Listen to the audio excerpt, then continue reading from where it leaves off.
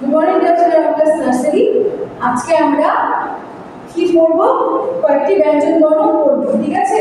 তো আমাদের ইয়া পর্যন্ত হয়ে গিয়েছিল। আজকে আমরা নট পর কি হয় ট, ঠিক আছে?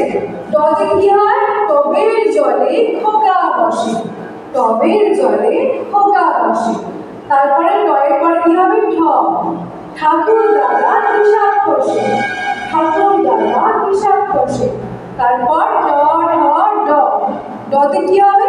ডাক পাখিটি গাছের ডালে, ডাক পাখিটি গাছের ডালে।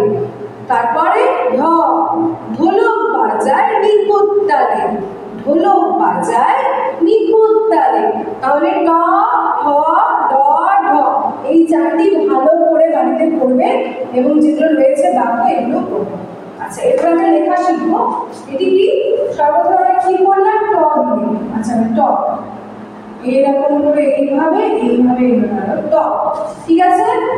আচ্ছা, ঠ কি করে লিখবো? প্রথমে মাত্রা টিকি দিয়ে তারপরে এইভাবে হয়ে গেল ঠ। আচ্ছা, তারপরে ড, এটা কি? ড।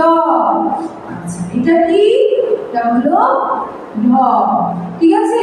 তাহলে ট ঠ ড ঢ বাড়িতে ভালোভাবে পড়বে। Thank you.